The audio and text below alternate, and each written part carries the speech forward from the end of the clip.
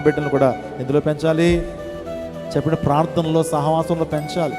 నీతో పాటు సహవాసాన్ని తీసుకురావాలి, నీతో పాటు సంఘాన్ని తీసుకురావాలి, వారిని దైవికంగా పెంచాలి. నువ్వు ఇచ్చేటువంటి గొప్ప ఆస్తి ఏంటి తెలుసా? వారికి స్పిరిచువాలిటీ నువ్వు ఇచ్చేటువంటి గొప్ప ఆస్తి.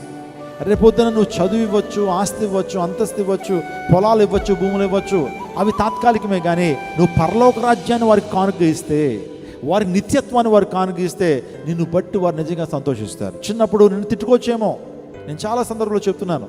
ప్రియ తల్లిదండ్రులారా, మీ బిడ్డల్ని బాల్యంలోనే వారిని వంచండి. మొక్కై వంగనది మొరానే వంగదు, విరిగిపోద్ది. అందరూ బాల్యంలోనే వారిని దేవుని మందిరానికి తోడుకుని రండి. వాక్యాన్ని వారికి బోధింపు చేయనివ్వండి. తద్వారా వారు ఏం చేస్తారు? ప్రయోజకులుగా మారుతారు. చిన్నప్పుడు నువ్వు కొట్టడం ద్వారా ఆ టైంలో బాధపడచ్చేమో, కానీ పెద్ద అయిన తర్వాత మా నాన్న చిన్నతనంలో మమ్మల్ని క్రమశిక్షణలో నడిపించాడు కాబట్టి ఈ స్థితిలో మేము ఉన్నాం, ఈ దైవికంగా బ్రతకగలుగుతున్నామనేటువంటి గొప్ప సాక్ష్యం వారు చెప్పగలుగుతారు.